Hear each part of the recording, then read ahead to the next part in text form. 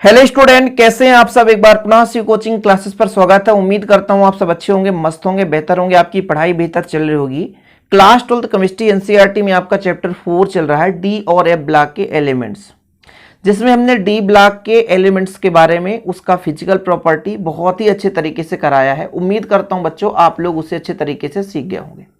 जो भी अभी तक आपने यदि नहीं देखा है बच्चों, तो पुराने वीडियोज प्लेलिस्ट में मिल जाएंगे, तो प्लेलिस्ट विजिट कर लें और बेहतर रूप से तैयारी करें। अब यहां पर आज का जो टॉपिक है, पोटेशियम डाइक्रोमेट बनाने की विधि। पोटेशियम डाइक्रोमेट बनाने की विधि, ठीक है। इसके गुण उतने ज्यादा नहीं पूछे जाते, लेकिन बच्चों ये बनाने की जो विधि है ना, इसको आपको तैयार करना ही पड़ेगा। बनाने की विधि आपको तैयार करना पड़ेगा, गुण आप नहीं तैयार करोगे तो भी चलेगा।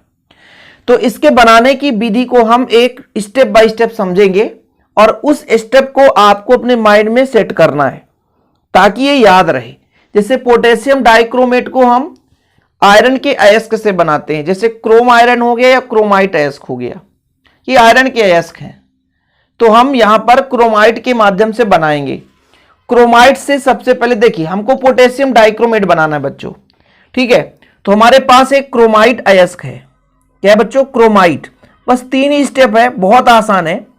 क्रोमाइट का अयस्क का जो फार्मूला होता है आपका है FeOCr2O3। क्रोमाइट से सबसे पहले आपको सोडियम क्रोमेट में बदलना है। सोडियम क्रोमेट का सूत्र होता है Na2CrO4। अभी इतना आप पहले स्टेप माइंड में तैयार कर लो। स्टेप माइंड में तैयार कर लो बच्चों कि हमारा जो पहला स्टेप क्या है। ये हमारा है बच्चों सोडियम, ये सॉरी आपका क्रोमाइट अयस्क है, अर्थात क्रोम आयरन या आयरन का अयस्क है। इससे हम सोडियम क्रोमेट प्राप्त कर लिए, पहला स्टेप, ठीक है। मतलब क्रोमाइट से हमने लिखा भी है क्रोमाइट, तो इससे बना सोडियम क्रोमेट, पहला स्टेप। दूसरा स्टेप ये है कि हमारे पास ये जो सोडियम क्रोमेट है, हम इसको कैसे कैसे बनाएंगे वो बाद में बताएंगे, लेकिन पहले आपको माइंड में सेट करना। जैसे हम माइंड में सेट कर रखें, कभी कभी भूल भी सकता है, हमसे जब भूल सकता है बच्चों तो आपसे भी भूल सकता है, ऐसा नहीं है।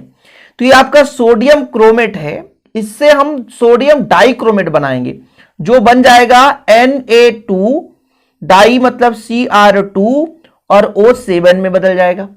मतलब हमारे पास क्रोमाइड था, इसे सोडियम क्रोमेट में बदला गया, फिर सोडियम क्रोमेट को सोडियम डाइक्रोमेट में बदला गया। फिर ये जो सोडियम डाइक्रोमेट है Na2Cr2O7, इसको हमने बदला बच्चों पोटेशियम डाइक्रोमेट, मतलब K2Cr2O7।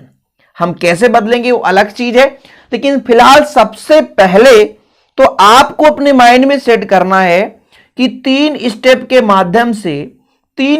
के माध्यम से हम पोटेशियम डाइक्रोमेट प्राप्त कर सकते हैं। पहले आयरन के अयस्क से सोडियम क्रोमेट बनाएंगे, सोडियम क्रोमेट से सोडियम डाइक्रोमेट बनाएंगे, फिर सोडियम डाइक्रोमेट से पोटेशियम डाइक्रोमेट बना देंगे।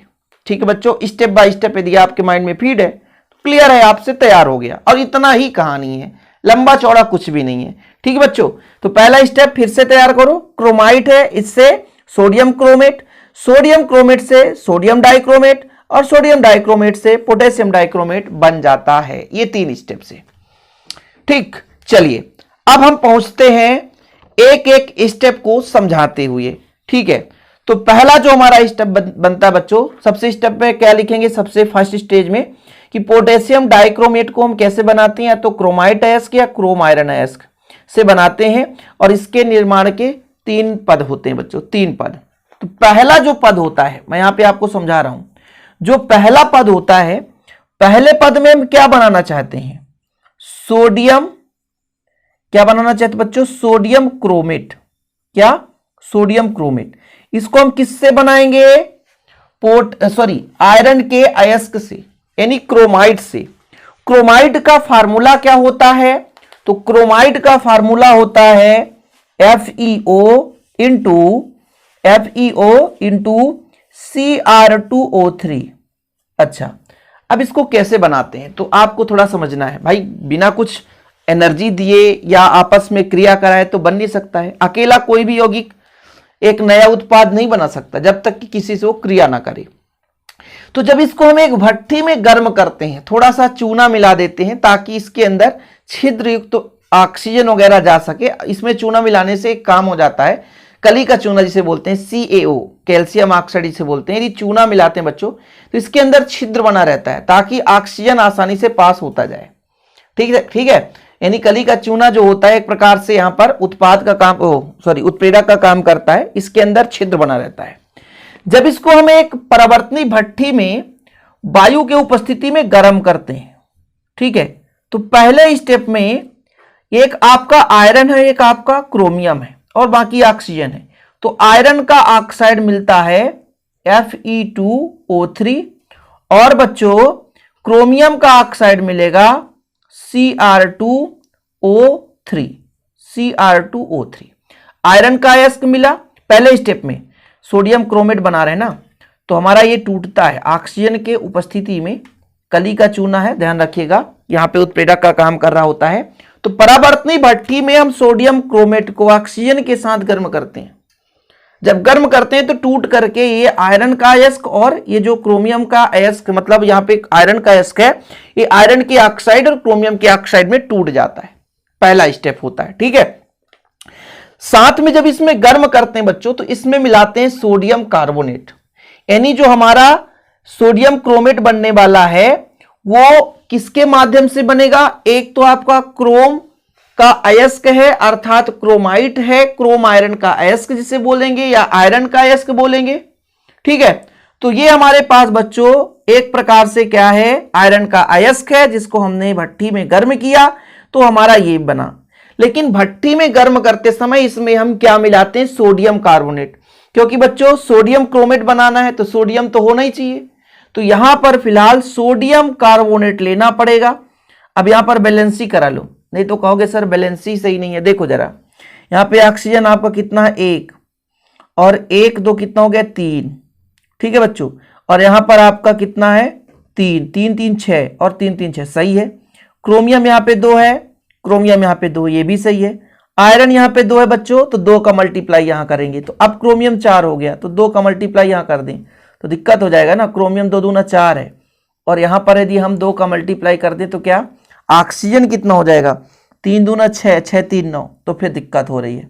ऑक्सीजन हम भरपूर लेंगे बच्चों तो 2 का मल्टीप्लाई करने पे नहीं हो पाएगा, बैलेंस ही नहीं होगा, इसलिए इसमें हम 4 का मल्टीप्लाई करते हैं। जब 4 का मल्टीप्लाई करते हैं तो 4 का मल्टीप्लाई यहां भी करेंगे, 2 का मल्टीप्लाई यहां कर देंगे।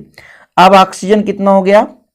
16 2 18, 3 दूना 6 और 4 3 12 18, अब सही है। अब देखो बैलेंसी कराने का भी एक लंबा प्रोसेस होता है, ऐसा नहीं है बच्चों। यदि आप लोग 11वीं क्लास में अच्छे तरीके से पढ़े हैं तो सब कुछ ठीक ही है। अब हमने कहा कि ये हमारा क्या है बच्चों? आयरन का अयस्क है, इससे आयरन का ऑक्साइड मिल गया और क्रोमियम का ऑक्साइड मिल गया। अब ये जो क्रोमियम का ऑक्साइड है सोडियम कार्बोनेट से क्रिया करता है, Na2CO3 से क्रिया करेगा। ये आपका है बच्चों Cr2O3, साथ में ऑक्सीजन की उपस्थिति में क्रिया करता है। बाकी कली का चूना है जो क्या करता है, जो भी अयस्क बनता है उसमें थोड़ा सा छिद्र बनाए रखता है ताकि बच्चों छिद्र से क्या है कि ऑक्सीजन की उपस्थिति में क्रिया कराई जा सके। अब ये बनाता है सोडियम क्रोमेट। सोडियम क्रोमेट का सूत्र होता है Na2CrO4, ठीक है, Na2CrO4। बाकी कार्बन ऑक्सीजन बचेगा तो कार्बन डाइऑक्साइड में बदल जाएगा, कार्बन डाइऑक्साइड में। अब देखो सोडियम 2 है तो 2 रहने दीजिए, कार्बन 1 है, कार्बन 1 रहने दीजिए। क्रोमियम यहाँ पे 2 है बच्चों और यहाँ पर 1 है, ठीक है ना। तो यदि मैं यहाँ पे 2 का मल्टीप्लाई, हालांकि 2 के मल्टीप्लाई में आएगा नहीं, पहले मैं 2 का मल्टीप्लाई करता हूँ, मान लो 2 का मल्टीप्लाई करता हूँ, ठीक है। तो ऑक्सीजन कितना हो जाएगा जानते हैं? ऑक्सीजन हो जाएगा आपका 4 दूना 8, 8 2 10 और यहाँ पर 3 और 3 कितना है? 3 दूना 6 है, 6 7 8 ही है। ऑक्सीजन का तो लोचा हो रहा है और जैसे यहाँ पर हम सोडियम को गुणा करेंगे 2 तो यहाँ पर भी मल्टीप्लाई करना पड़ेगा 2 का। तो कुल मिलाकर के वही स्टेप, जैसे इसमें 4 का मल्टीप्लाई किए थे तो 4 का यदि मल्टीप्लाई करेंगे तो यहाँ पर आपका सोडियम कितना होगा? 4 का मल्टीप्लाई हो जाएगा। क्रोमियम यहाँ 4 हो गया तो यहाँ पे हम 2 का मल्टीप्लाई कर देंगे। बाकी आपका कार्बन डाइऑक्साइड जितना भी बनेगा, कार्बन की संख्या 4 हो गई तो 4 का मल्टीप्लाई कर देंगे तो ये आपका हो जाता है। स्टेप आपको बताना पड़ेगा ना। तो अब बारी आ गई बच्चों पहले स्टेप में लिखने की, कि हम सोडियम क्रोमेट बनाने के लिए आयरन के अयस्क को सोडियम कार्बोनेट के साथ मिला करके कली के चूना की उपस्थिति में परावर्तनी भट्टी पे गर्म करते हैं तो हमें सोडियम क्रोमेट मिल जाता है। क्या मिलता है बच्चों? Sodium chromate. देखो जरा, क्रोम आयरन अयस्क के चूर्ण सोडियम कार्बोनेट एवं कली चूना को परावर्तनी भट्टी में वायु की उपस्थिति में लाल गर्म करते हैं तो जो हमारा पहला क्रोमाइट होता है वो ऑक्साइड में बदलता है। फिर जो हमारा सोडियम कार्बोनेट है इस क्रोमियम के ऑक्साइड के साथ क्रिया करके सोडियम क्रोमेट बनाता है। स्टेप बाय स्टेप फॉलो करते चलना पड़ेगा। इसके बाद इसको हम जल से मिला करके बच्चों निष्कासित करके एक हम क्रोमेट का अयस्क बना लेते हैं, सोडियम क्रोमेट का अयस्क बना लेते हैं। अब इसको हम अगले स्टेप में किसमें बदलेंगे? सोडियम डाइक्रोमेट में। पहला क्लियर है स्टेप है, क्रोमाइट को हमने सोडियम क्रोमेट में बदला। फिर दूसरा जो हमारा स्टेप बनेगा वो स्टेप ये है कि जो हमारा ये बना है सोडियम क्रोमेट, ये बदल जाए किसमें बच्चों? सोडियम डाइक्रोमेट में। तो इसको बदलने के लिए हम कुछ नहीं, इसके साथ अम्ल की क्रिया करा देते हैं, H2SO4। तो हमारे पास आ चुका है Na2Cr है बच्चों और O4 है। इसकी क्रिया हमको H2SO4 अम्ल से करानी है। तो अम्ल से जब कराएंगे तो सीधा फंडा बच्चों देखो, सोडियम जो है वो आपका सोडियम Na2Cr2O7, ये सोडियम डाइक्रोमेट है, क्योंकि भाई पहले से सोडियम क्रोमेट था, इसको सोडियम डाइक्रोमेट में बदल दिए। ठीक है, सोडियम क्रोमेट है, इसको सोडियम डाइक्रोमेट में बदल दिए। बचा आपका H, तो ये क्या बना सकता है? H2O बना सकता है। और बच्चों आपका जो सल्फर है SO2, सोडियम ही सल्फेट बनाएगा, Na2SO4। हाँ, बैलेंसी कराने के लिए अपन मल्टीप्लाई कर लेंगे। जैसे सोडियम 2 2 4, यहाँ पे 2 है तो 2 का मल्टीप्लाई कर दें 4 हो जाएगा। क्रोमियम 2 है, क्योंकि 2 का मल्टीप्लाई करें, हाँ क्रोमियम 2 है। ऑक्सीजन, तो ऑक्सीजन की उपस्थिति में क्रिया हो रही है तो कोई दिक्कत ही नहीं। ऑक्सीजन की बैलेंसी करा लेना आप लोग, 7 1 8 8 4 12। ठीक है, 4 2 8 8 4 12, सब सही है, सब सही है भाई।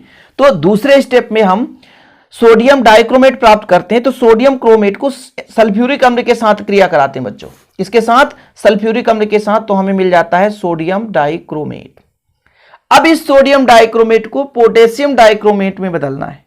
तो सीधा फंडा है बच्चों, बहुत सिंपल है। बस इसके साथ हमारे पास जो सोडियम डाइक्रोमेट, इसके साथ आप KCl अम्ल डाल दो, यानी सोडियम डाइक्रोमेट को गर्म करके एक प्रकार से सांद्र पोटेशियम क्लोराइड की अधिकृत करने पर, मतलब एक प्रकार से हम सीधा फंडा बता दें कि हमें जो सोडियम डाइक्रोमेट मिला है इसमें बस पोटेशियम जोड़ना है, तो पोटेशियम क्लोराइड के साथ क्रिया करा दो तो हमारा बन जाता है बच्चों सीधा, क्या बन जाता है? Potassium dichromate. तो ये हमारा सोडियम डाइक्रोमेट था, इसकी क्रिया हमने KCl से करा दी। तो भैया सोडियम यहां से उठा तो Cl के साथ शिफ्ट हो गया NaCl, और बच्चों यहां पर K आकर के शिफ्ट हो गया K2Cr2O7 बन गया। बस यही है 3 स्टेप। पहले स्टेप में आपने बनाया आयरन के क्रोमाइट अयस्क से आपने सोडियम क्रोमेट बनाया, फिर दूसरे स्टेप में सोडियम क्रोमेट से सोडियम डाइक्रोमेट बनाया, फिर तीसरे स्टेप से सोडियम डाइक्रोमेट से पोटेशियम डाइक्रोमेट बना दिया। पहले स्टेप में क्या मिलाया था बच्चों? हमने सोडियम कार्बोनेट मिलाया था कली की चूना की उपस्थिति में, दूसरे स्टेप में हमने H2SO4 मिलाया, और तीसरे स्टेप में हमने KCl मिलाया। इस प्रकार से हमारा बनाने का विधि 3 स्टेप में होता है, जो कि कंप्लीट है। अब बच्चों यहां पर इसके गुण की बात करते हैं। गुण में देखो, पहला नंबर है आपका पोटेशियम डाइक्रोमेट नारंगी क्रिस्टलीय ठोस होता है, मतलब एक प्रकार से ठोस है, नारंगी रंग का होता है लेकिन क्रिस्टलीय ठोस है।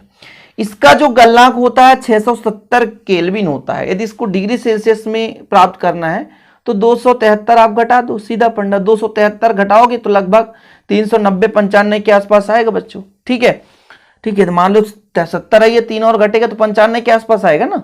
तो इसका गलनांक लगभग 395 डिग्री सेल्सियस या केल्विन में 670 केल्विन रख सकते हो।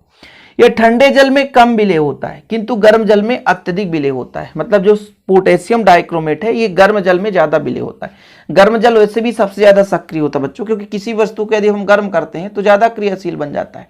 ठीक, चलिए अगला है ऊष्मा का प्रभाव। गर्म करने से टूट जाता है और ऑक्सीजन देता है। ये हमारा जैसे यहाँ पर देखिए पोटेशियम डाइक्रोमेट है ना, तो ये पोटेशियम क्रोमेट में बदलता है। ये पोटेशियम डाइक्रोमेट है तो पोटेशियम क्रोमेट में बदल जाता है, और क्रोमाइट का अयस्क है, मतलब क्रोमियम का अयस्क है।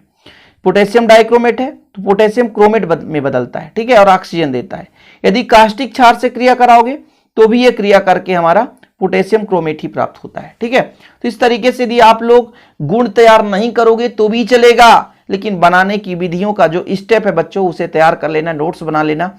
यदि इसका नोट्स आपको लेना है मेरे माध्यम से तो कांटेक्ट नंबर मैं आपको दे दूंगा 9685299149। ये मेरा पर्सनल नंबर है बच्चों, कांटेक्ट नंबर 9685299149।